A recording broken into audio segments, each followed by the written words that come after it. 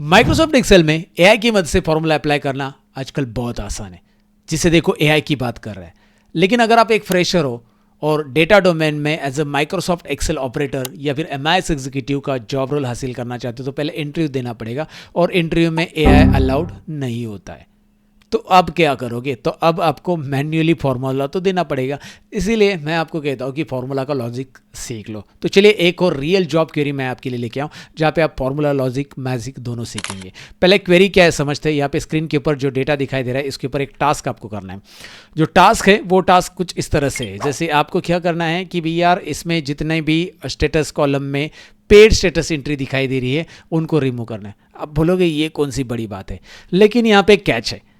यहाँ पे आपको करना है क्रिएटेड ओनली जो है उन्हीं को रखना है। मतलब कुछ यूजर्स ऐसे हैं जहाँ पे पहली बार उनका क्रिएटेड ट्रांजेक्शन है और बाद में पेड है, तो अगर उनका क्रिएटेड ट्रांजेक्शन है तो वो भी हटाना है अगर वो पेड है तो। मैं एक्सप्लेन करता हूँ, डू नॉट वरी। यहाँ पे ज़रा इसे थोड़ा सा एनिमेशन से समझते हैं। यहाँ पे आप देख सकते हैं पहला ट्रांजेक्शन और दूसरा ट्रांजेक्शन, रो नंबर 2 और 3 में जो ट्रांजेक्शन आपको दिखाई दे रहा है, हितेश मोरे का ट्रांजेक्शन आप देख सकते हैं। तो यहाँ पे पेड ट्रांजेक्शन दिखाई दे रहा है हितेश मोरे का, राइट। एंड यहाँ पे आपको क्रिएटेड ट्रांजेक्शन दिखाई दे रहा है। तो आपको क्या करना है, ये दोनों ट्रांजेक्शन्स रिमूव करने हैं क्योंकि हितेश मोरे का ट्रांजेक्शन पेड है। ये किस तरह से मैं आपको बता देता हूँ। ये एक रेजर पे का डेटा है, इसमें मैंने इंपॉर्टेंट डिटेल्स हटा दी है, जैसे ईमेल वगैरह होता है सब कुछ। तो यहाँ पे एक रेजर पे का डेटा है जो कि जनरली होता है पेमेंट गेटवे का। वहाँ पे क्या होता है कि यूज़र अगर अटेम्प्ट करता है तो क्रिएटेड में जाता है पेमेंट अटेम्प्ट। तो उसने पेमेंट अटेम्प्ट किया पहली बार लेकिन पे नहीं किया, सेकेंड टाइम उसने पेमेंट अटेम्प्ट करके पेमेंट कर दिया, मतलब यहाँ पे पेड कर दिया। तो अब ये यूज़र फाइनल में पेड है, तो इसको हमारी तरफ से कोई कॉल नहीं जाना चाहिए, कोई नोटिफिकेशन नहीं जाना चाहिए कि भाई आपका अमाउंट ड्यू है या पेड नहीं किया आपने, क्योंकि ये तो पेड है। लेकिन इसने ऑलरेडी क्रिएटेड ट्रांजेक्शन्स भी है उसका, तो मुझे ये ट्रांजेक्शन्स रिमूव करने हैं। अगर वो यूज़र्स कहीं भी पेड है और उसके बाकी क्रिएटेड ट्रांजेक्शन्स है तो उस यूज़र को हमें नहीं लेना है, उसको रिमूव करना है। मतलब ये ट्रांजेक्शन्स मुझे डिलीट करने हैं। Got it. अगर कुछ इस तरह का ट्रांजेक्शन है जैसे यूजर के बस क्रिएटेड ही ट्रांजेक्शन है, पेड है ही नहीं है, एक भी पेड नहीं है, तो भाई ऐसे यूजर्स को आपको रखना है। तो यूजर 3 बार 4 बार पेमेंट ट्राई कर चुका होगा, क्रिएटेड आ चुका होगा उसका नाम, बट वो क्रिएटेड है, जब तक वो पेड नहीं है तब तक उसे रखना है। तो ये ट्रांजेक्शन्स रहने देना है। और एक एग्जांपल नीचे देखो, आप रो नंबर 11, 12 और 13 में देख सकते हैं।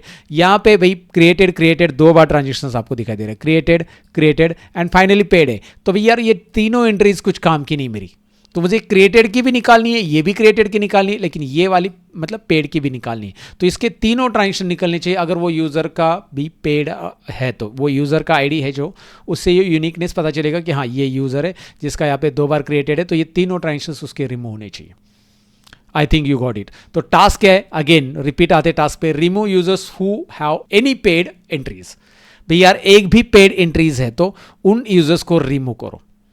Remove users who have any paid entry.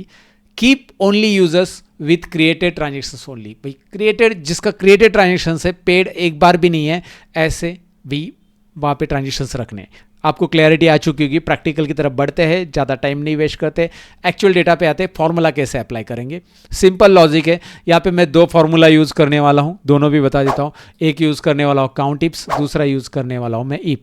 अब काउंट इप से क्या होगा, काउंट इप से हम काउंटिंग करेंगे नंबर ऑफ टाइम्स कौन से सेल में कितनी वैल्यूज है पेड है, और उसके बाद हम ईप से लॉजिक लगाएंगे, ताकि लॉजिक लगा के हम उसको एक नया कॉलम में स्टेटस उसका प्रिंट करेंगे। आइए प्रैक्टिकली देखते हैं, डू नॉट वरी।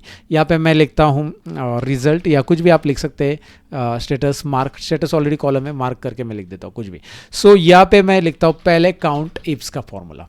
काउंट इप्स क्या करता है, अगर आपने काउंट इप्स के बारे में नहीं जाना है तो मैं इसके ऊपर बहुत सारी वीडियो बना चुका हूँ। एक्सेल के फॉर्मूला सीरीज़ के वीडियोज़ है जो कि डिस्क्रिप्शन में लिंक आपको मिल जाएगी, या मेरे चैनल पे आप चेक कर सकते हैं। काउंट इप्स में क्राइटेरिया आप दे सकते हैं, क्राइटेरिया रेंज एंड क्राइटेरिया। तो मल्टीपल क्राइटेरिया दे सकते हैं क्योंकि काउंट इप्स मैंने लिया, IFS, एक क्राइटेरिया नहीं मल्टीपल क्राइटेरिया, काउंट इप्स। सो क्राइटेरिया रेंज पहला मैं दे रहा हूँ सी कॉलम। क्यों दे रहा हूँ मैं सी कॉलम, क्योंकि सी कॉलम में मैं चेक करूंगा ये वाली वैल्यू। देखिए सी कॉलम मेरा क्राइटेरिया रेंज है पहला, और C2 यही वैल्यू मेरे पास पहला क्या है, उसका क्राइटेरिया है। मैं चेक करूंगा कि ये वैल्यू इस कॉलम में कितनी बार आई है, राइट। जहां जहां रिपीट है वो काउंट होते जाएगा। अगेन मैं क्या काउंट कर रहा हूं, देखिए कोमा, अगेन मैं काउंट करूंगा क्राइटेरिया रेंज में स्टेटस, एंड स्टेटस में मैं स्टेटस कॉलम को लेने के बाद, मतलब ए कॉलम लेने के बाद यहाँ पे मैं लिखूंगा पेड ट्रांजेक्शन्स, मैंने बात की है पेड ट्रांजेक्शन्स मुझे फाइंड आउट करने हैं। अब मैं ये काउंट इप्स का फॉर्मूला पहले लगा के अप्लाई करके दिखाता हूँ रिजल्ट क्या आ रहा है आपका। सो एंटर कर लीजिए। अब आपको जहाँ जहाँ पेड ट्रांजेक्शन्स दिख रहे हैं वहाँ पे तो 1 आएगा। ध्यान से देखिए, जहाँ जहाँ पेड दिख रहा है उस यूज़र का वहाँ पे तो 1 आ ही रहा है, हितेश मोरे 1 आ रहा है।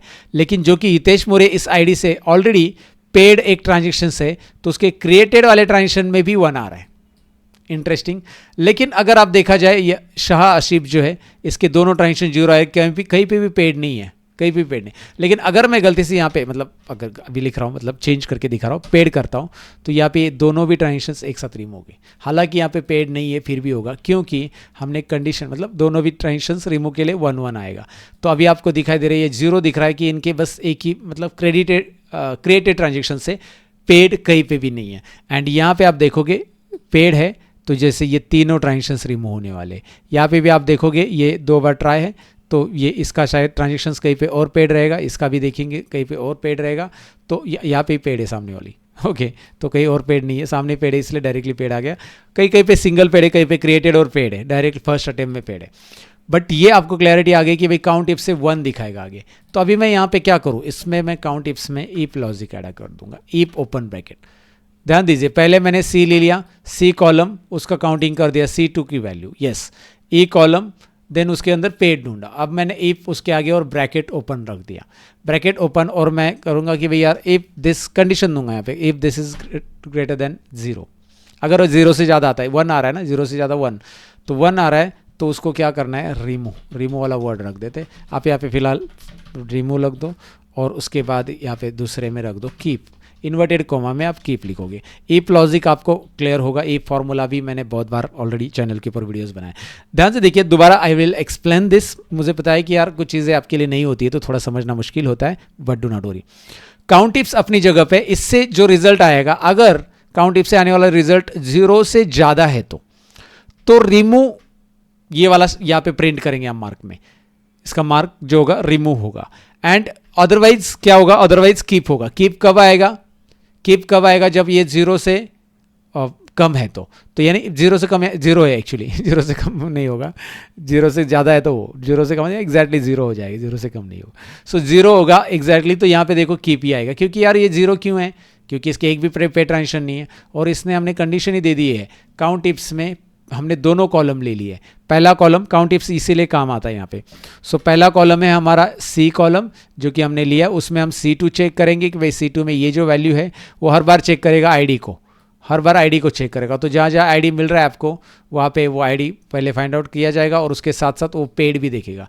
तो दोनों भी कंडीशंस जहाँ पे उसको 1 देगा, वो 1 राइट 1 यहाँ पे आपको दिखाई दे रहा है। So this is what we have done it. Now आप देखोगे अभी यहाँ पे मैं इफ कंडीशन को एंटर करना भूल गया, मैं दोबारा अप्लाई कर देता हूँ। इफ ओपन ब्रैकेट देना है, देन आपको पता है कि ग्रेटर देन 0 देन कोमा। चलो यहाँ पे आप लिखोगे क्या, मुझे बताओ। चलो रिमूव लिख दोगे, यहाँ पे क्या लिख दोगे आप, पेड लिख दो, रिमूव नहीं कीप लिख दोगे, keep not paid and bracket close.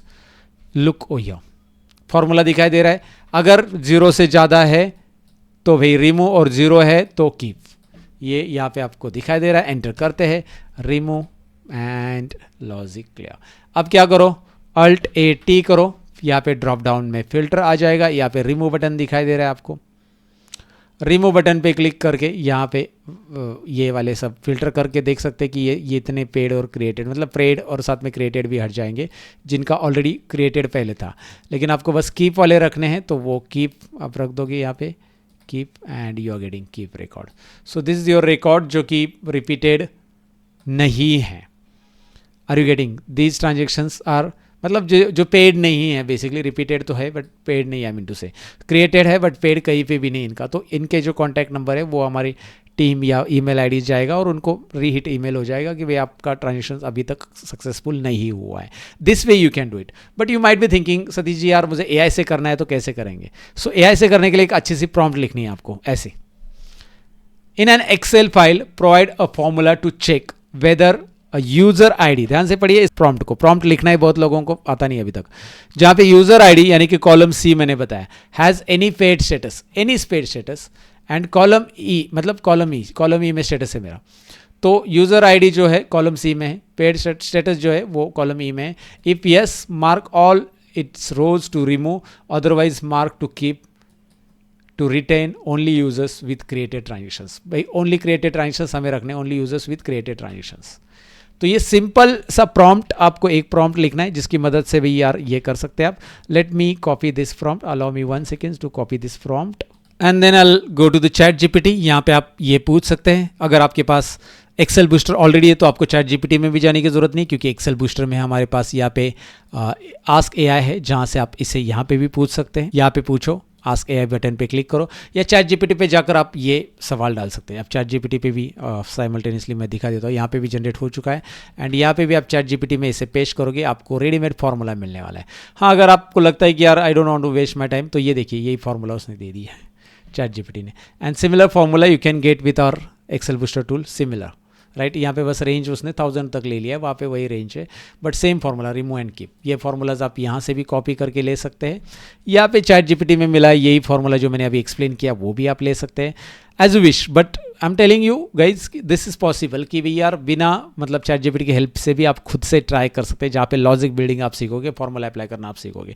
सो ज़रूर ट्राई कीजिए. इंटरव्यू क्रैक करने के लिए फ्रेशर लोगों के लिए बहुत काम की चीज़ है, और जिनको अभी तक फार्मूला में कॉम्प्लेक्सिटी समझ में नहीं आ रहा उनके लिए भी मैंने एक्सप्लेन किया है. Hope so you got it. And अगर आप एक्सेल बूस्टर के बारे में जानना चाहते हो तो let me tell you about this. I will show you one dashboard. Can you guess ये डैशबोर्ड एक्सेल में मैंने कैसे बनाया होगा एक्सेल बूस्टर की मदद से? सिंपल है. एक्सेल में आपको इंटरेक्टिविटी नहीं मिलती, ये डैशबोर्ड पूरा इंटरेक्टिव है. इसमें आप ये ऊपर के स्लाइसेस मतलब हटा सकते हैं, आपको और चार्ट ऐड करना है यहाँ से आप कर सकते हैं, so on and so fourth. But ये जो डैशबोर्ड है यहाँ पे आप देखो, मैं राजस्थान पे क्लिक कर रहा हूँ, वाओ इंटरेस्टिंग. दिल्ली पे क्लिक कर रहा हूँ, इंटरेस्टिंग. सारी जगह पे रिफ्लेक्शन उसका दिखाई दे रहा है. तो ये इंटरेक्टिविटी आपको एक्सेल में नहीं मिलती है, आपको पावर बीआई वगैरह यूज़ करना पड़ता है, पर पावर बीआई भी पेड है. बट ये बेसिकली पावर बीआई के लिए जो आप पे करें उससे कई कम अमाउंट में पे करके आप इसे ले सकते हैं. भाई इस डैशबोर्ड को बना सकते हैं, और इसमें इतना ही नहीं, बहुत कुछ है. टेबल्स है, बहुत कुछ है, इवन एक्सपोर्ट टू पीडीएफ है, पीपीटी है, एंड सारी चीज़ें इंटरेक्टिव है. जिस भी मंथ को आप फिल्टर लगाते हो, ऊपर देखो स्लाइसर में से आप फिल्टर, ड्रॉप डाउन में से ईयर वाइज सब कुछ यहाँ पे ऑटोमेटिक, मतलब ये नंबर चेंज होते हैं, केपीआईज बनते हैं, और बनाना भी बहुत आसान. ऐसा डैशबोर्ड बनाने के लिए आपको बस खाली 5 मिनट लगते हैं. और अगर आप इसी के बारे में डिटेल में जानना चाहते हो तो यहाँ पे एक वीडियो स्क्रीन के ऊपर आ रहा है, ऊपर उसका एआई पावर्ड मास्टर क्लास मैंने बनाया वीडियो, ज़रूर वो चेकआउट कर दीजिए. स्क्रीन के ऊपर आपको दिखाई दे रहा होगा, डिस्क्रिप्शन में मैं लिंक देता हूँ. एआई पावर ऑटोमेशन टूल जो हमने डिज़ाइन किया है उसका वीडियो आपको दिखाई दे रहा है, वो ज़रूर चेकआउट करिए. ये वीडियो अच्छा लगा है तो लाइक, शेयर और कमेंट कर देना, साथ में सब्सक्राइब भी कर लेना. मिलते हैं नेक्स्ट वीडियो के अंदर, तब तक के लिए अपना ख्याल रखना. Bye bye.